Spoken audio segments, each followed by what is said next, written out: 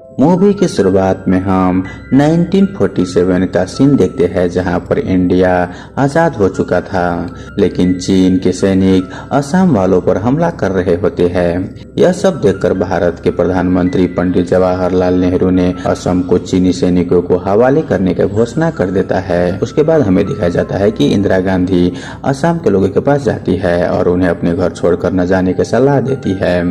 साथ ही वो वहाँ पर कुछ दिन रुकती भी है। वहाँ पर इंदिरा गांधी के बाद सारे लोग सुन रहे होते हैं और हम देखते हैं कि वो लोग चीन के प्रति आंदोलन करना शुरू कर देता है, जिससे कि चीन अपना युद्ध वहीं पर रोक देता है। वहीं इसके बाद इंदिरा गांधी की बहुत ही चर्चा हर जगह होने लगता है और कुछ समय के बाद हम देखते हैं कि पंडित जवाहरलाल नेहरू का देहांत हो जाता है और उसके बाद इंदिरा गांधी को प्रधानमंत्री बना दिया जाता है। वहीं उधर वेस्ट बंगाल पर पाकिस्तान हमला कर देता है और वहां के लोगों पर जुल्म करने लगते हैं। तो वहीं ये लोग अपनी जान बचाने के लिए भारत के तरफ आ रहे होते हैं। भारत में वेस्ट बंगाल के लोगों की संख्या बहुत ही ज्यादा होने लगती है और इसी कारण से भारत में भी हंगामा का माहौल बन जाता है। इसे संभालने के लिए इंदिरा गांधी एक मीटिंग बुलाती है और अपनी सारी पार्टी के लोगों से एक प्रस्ताव रखते हुए बोलती है कि हमें ईस्ट बंगाल को वेस्ट बंगाल से अलग करना होगा और उनका खुद का भी एक देश बना देंगे।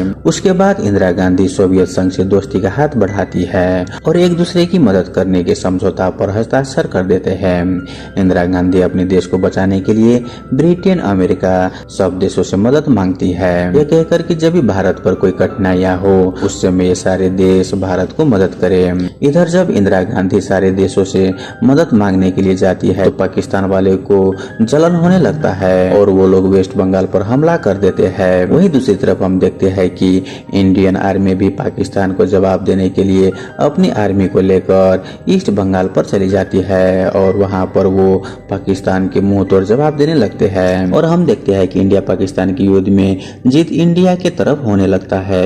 यह देखकर सारे देश इंडिया को हेल्प करने के लिए फोन करता है, लेकिन इंदिरा गांधी उन सबको मना कर रही होती है क्योंकि उन देशों ने पहले इंडिया को सपोर्ट नहीं किया था और जब उन्हें मालूम चला कि अब जीत इंडिया की तरफ आ रहा है तो वो सारे देश इंडिया को हेल्प करने के लिए बहुत सारे फोन कर रहे होते हैं, लेकिन इंदिरा गांधी सबको डिनाइड कर देती है और वो सबको दिखा देती है कि भारत भी आत्मनिर्भर बन सकता है और वो बांग्लादेश को पाकिस्तान से अलग करके एक खुद का देश बना देता है और वही वो पाकिस्तान से भी हाथ मिला लेती है और उसके बाद बंगाल में जितने भी सैनिक पकड़े गए थे उन्हें सबको छोड़ देती है और पाकिस्तान के साथ एक समझौता कर लेती है। वहीं यह समझौता इंडिया के लोगों को पसंद नहीं आता क्योंकि उस समय इंदिरा गांधी पाकिस्तान से कश्मीर भी मांग सकती थी, लेकिन उन्होंने ऐसा नहीं किया।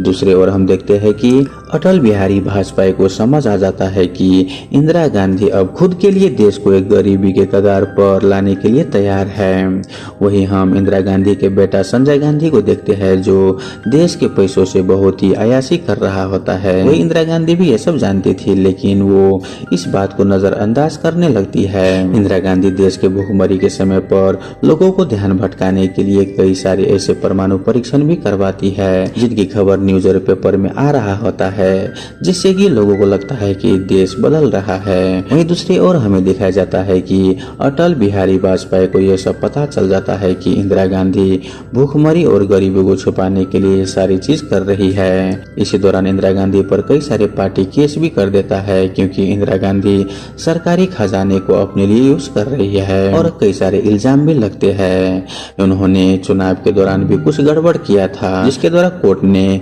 उनके चुनावी जीत को अमान्य घोषित कर देता है और 7 साल तक चुनाव न लड़ने के लिए उनके टिकट को कैंसिल भी कर देता है। अब देश में दोबारा चुनाव होने का घड़ी बन जाता है। यहाँ पर सारी पार्टी अपने अपने लोगों के साथ मिलकर चुनाव की तैयारी करने लगते हैं। वही इंदिरा गांधी को पता था कि पिछला बार चुनाव उसने जीत लिया था, लेकिन इस बार ऐसा नहीं हो सकता, इसीलिए वो संजय गांधी को चुनाव में उतारती है और संजय गांधी और इंदिरा गांधी देश में इमरजेंसी लगवा देता है, जिस कारण सारे दुकानों को बंद किया जाता है और तो और देश में लाइट का भी कटौती कर दिया जाता है ताकि लोग एक दूसरे से कनेक्ट ना हो पाए, क्योंकि अगर देश चालू रहा तो जनता और ज्यादा भड़क जाएगी। वहीं सारी पार्टियों के कार्यकर्ता जो कोई भी इंदिरा के खिलाफ बोलता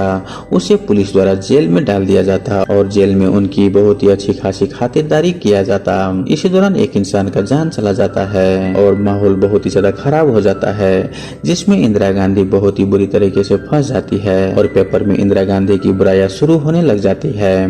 उनके कारनामे पब्लिक के सामने खुलना शुरू हो जाता है तो वो उन पेपर और न्यूज के स्क्रिप्ट पहले वो खुद देखने के डिसाइड करती है, उसके बाद ही उन्हें प्रिंटिंग करने के लिए आदेश देती है। उसी समय हम देखते हैं कि संजय गांधी दिल्ली जा रहे होते हैं, तभी उन्हें सड़क पर बहुत सारे लोगों को झोपड़ियां नजर आती है तो वो उन्हें उस जगह को साफ करने के लिए आदेश दे देता है, जिसके कारण उन लोगों की जगह छीन लिया जाता है और तो और वो लोगों को नसबंदी करने के लिए कैंप लगा देता है। जो भी लोग नसबंदी नहीं करवाना चाहता उन पर वो लोग जुल्म करते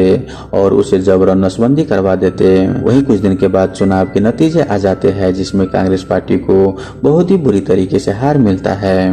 वहीं दूसरी तरफ भारतीय जनता पार्टी मिलकर अपना एक पार्टी बना लेती है और अपना खुद का स्वयं का प्रधानमंत्री बनकर दुनिया के सामने लेकर आती है। यह सारी चीज देखकर संजय गांधी इंदिरा गांधी पर बहुत सारा गुस्सा निकालने लगता है। वहीं दूसरी ओर इंदिरा गांधी जैसे ही पद से हटती है तो उसके खिलाफ कई सारे सबूत आने लगते हैं और इस वजह से उनके नाम का अरेस्ट वारंट निकल जाता है और हम देखते हैं कि उसे अरेस्ट करके जेल में डाल दिया जाता है क्योंकि उनके कई सारे कारनामे लोगों को सामने आने लगे थे। वहीं उधर हम संजय गांधी को देखते हैं, वो पंजाब के कई सारे ऐसे लोगों से हाथ मिला लेते हैं जो कि पंजाब के 2 हिस्से करने वाले थे। यह लोग मिलकर कई सारे लोगों पर जुल्म करते हैं और इस दौरान बहुत सारे लोगों को जान भी गंवाना पड़ता है। वहीं ये सब देखकर इंदिरा गांधी सहानुभूति लेने के लिए उसके पास जाते हैं और इस कारण हर जगह पर दंगे होने लगते हैं। अब ये सारी चीज देखकर प्रधानमंत्री अपने पद से इस्तीफा दे देता है और हम देखते हैं कि एक बार फिर से इंदिरा गांधी भारत के प्रधानमंत्री बन जाती है। अब यहाँ पर इंदिरा गांधी संजय गांधी के बारे में हर बात मालूम चल जाता है कि कैसे उसने भाजपा की पार्टी को गिराकर खुद प्रधानमंत्री बनने की कोशिश की और तो संजय गांधी बहुत सारे पॉलिटिशियन को बेइज्जत भी किया था, जिसके कारण संजय गांधी को उसके पार्टी के लोग भी उसे पसंद नहीं कर रहा था।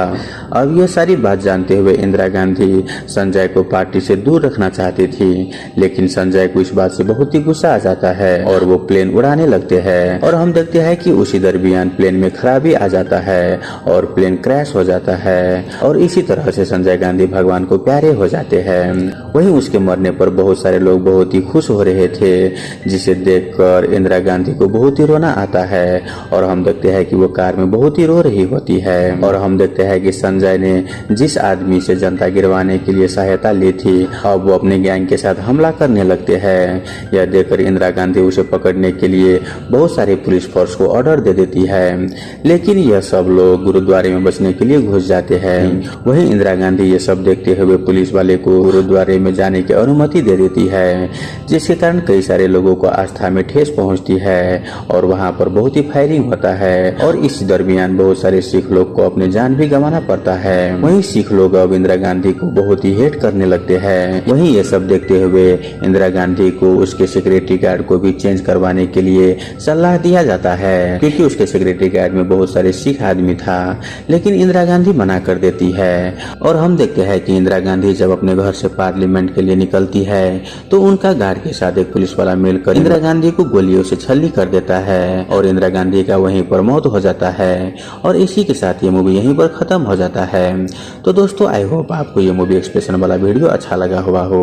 अगर आपको वीडियो अच्छा लगे तो वीडियो को लाइक करके हमारे यूट्यूब चैनल को सब्सक्राइब जरूर कर ले।